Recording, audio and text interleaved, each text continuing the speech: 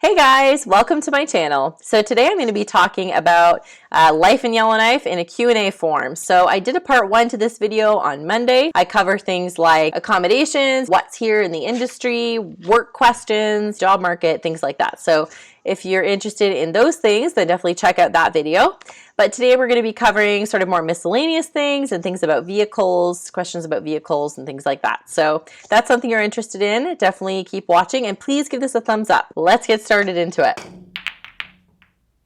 So the first question was, how much is car insurance, basically? And if you guys haven't seen my bills and budget video for Yellowknife, I'll definitely link that down below for you.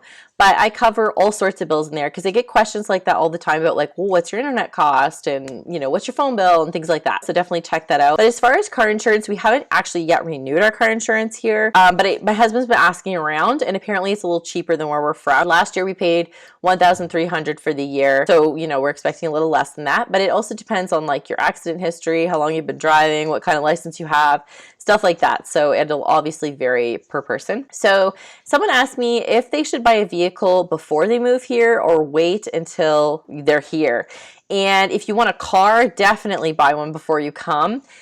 In fact, pretty much any vehicle I would recommend you buy before you come if you can, because it's very hard to buy a vehicle here. We've been trying to buy a vehicle for months. We also have no interest in buying new, and we're really trying to buy privately and not really from a car dealership. So now if you're willing to spend over $15,000 on a car or truck or whatever, then move here and you can buy one easily.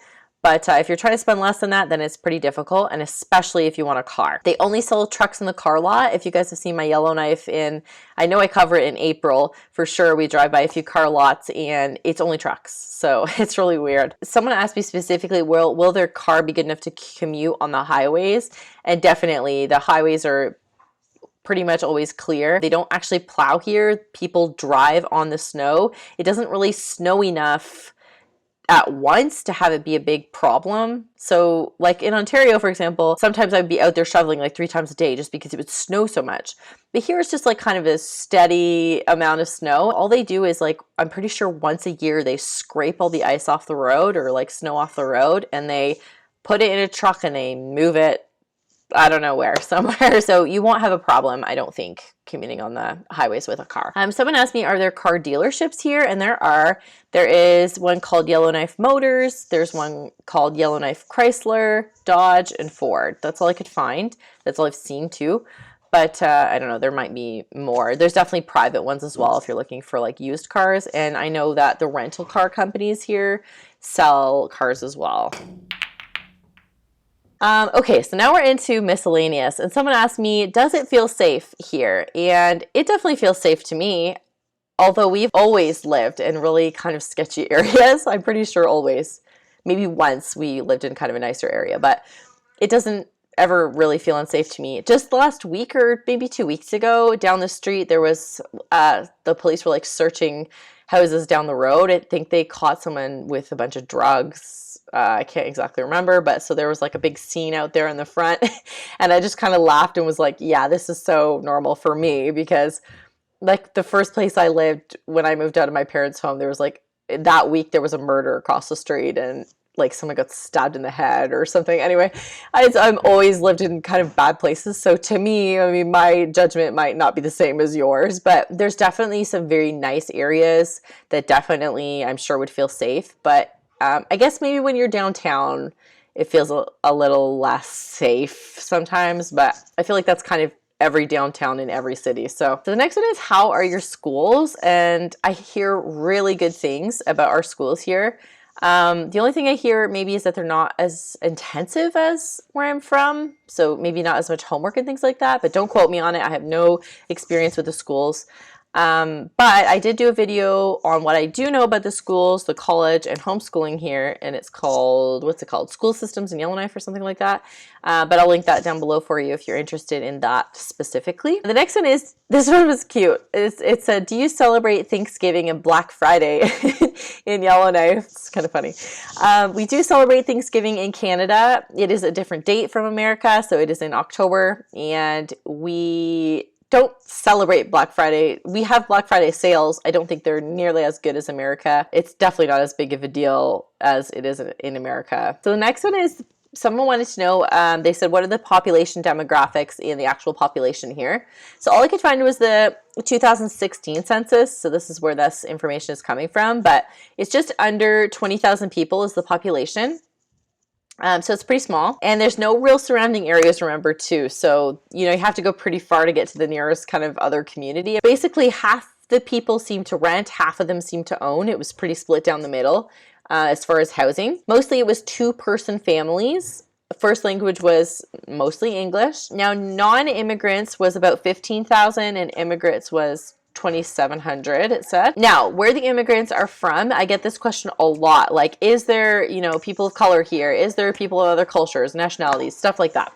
So this is specifically about that. Most people have come here from Asia, so Philippines, Vietnam, India, Hong Kong. Next popular is Europe, so United Kingdom, Germany, Italy, then the United States, then Jamaica, and then there's other countries as well, of course, but those were the sort of most popular. There's a section called Visible Minority Population, and so most of that was Aboriginal, then Filipino, then Black, then South Asian, then Chinese. So then the next question is, I get a lot of questions about ice road truckers, and I get it because it's filmed here, but I don't know. I don't know when it's coming back on. I don't know anything about it. In fact, I've never seen it, so I'm sorry. I can't really help you with those questions. You'll have to Google it. I'm sorry. So the next question is, are there lots of bugs in the summer? And I don't quite know yet. Like, the snow's just melted. I'm assuming as the summer goes on, you know, in July and August, there will definitely be more bugs. I have barely seen a bug. Like, I've seen a few.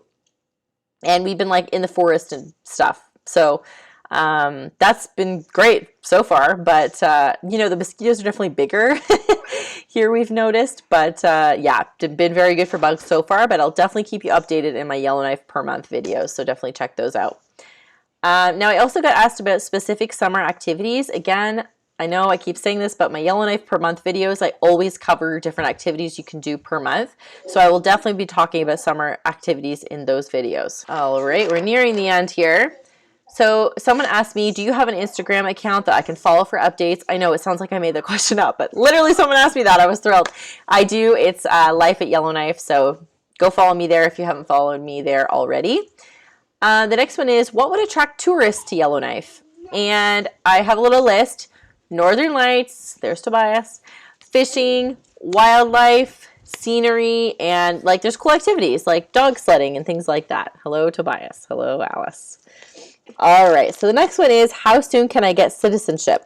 And I don't know. I don't have the answer to that. I have not immigrated here. I was born here. I just moved from southern Canada. So I'm sorry. I don't know the answer to that. And the next question is, what is your healthcare like? Someone got upset with me on my last video for talking kind of about this. I said things were free, and they were like, they're not free. You know, of course they're not free. We pay for these things through our taxes, but what I meant is there's no upfront costs. So for things like going to the hospital, visiting your doctor, having a baby, non-elective surgeries, that's all stuff that's covered by our healthcare system, things that you don't have to pay for out of pocket. Now, prescriptions and things like that depends on the province. So the province I'm from, for certain ages, all prescriptions were free, well, almost all of them.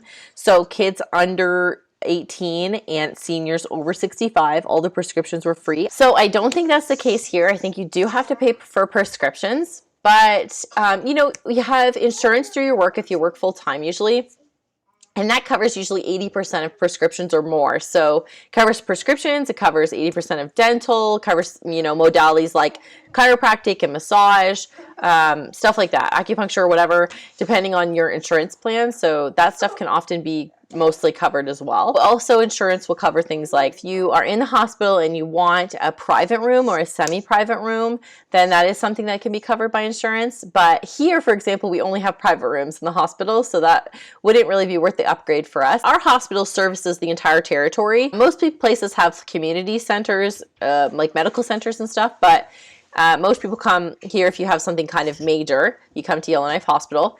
But if you can't be serviced by Yellowknife Hospital, then they send you to a hospital in Alberta. I can't remember exactly where. I feel like maybe Edmonton. If that's the case and we have to, one of us in the family, say, has to go to Edmonton, then you're stuck with whatever your insurance covers or doesn't. So we would be stuck with, you know, a shared room, which whatever. Hopefully that never happens. Okay, so we're on to the last question, and it is, how hard is it to survive the weather conditions here? And I would say not hard, but that's my perspective.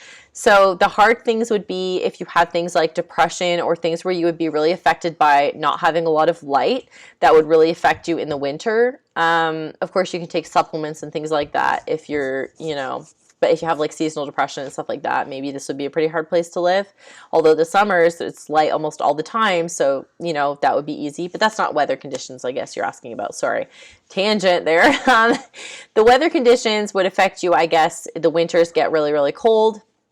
So it can be like -50s. But, you mostly stay indoors for those few months that it is, especially because it's also dark. So I'm a homebody anyway, so it's not really hard for us. I was a bit worried about the kids for sure in those months, but so long as you bundle them up, make sure they're always wearing, 2 pairs of mittens, a good snowsuit, everything they need, then it's fine. And like I said, you're not going to go hiking in those months or something. You're going to be indoors.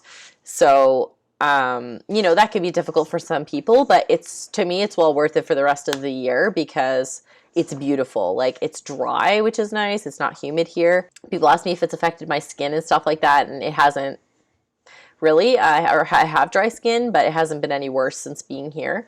And my husband's allergies are also a lot better with the non-humidity, so that's been awesome. He says for the first time really in his life, he's been able to breathe out his nose, which is great. Like, I can't even imagine that, not being able to breathe out your nose.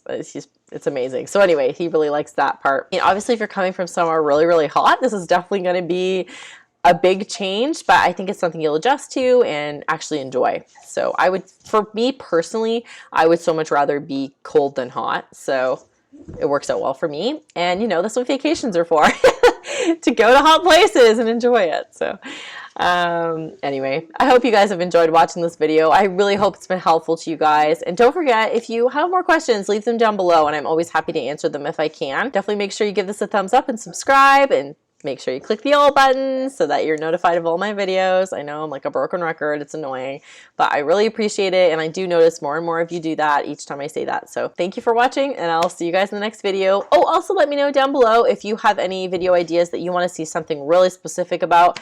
And I really try to do that when I'm asked. So yeah, I'll see you guys in the next video.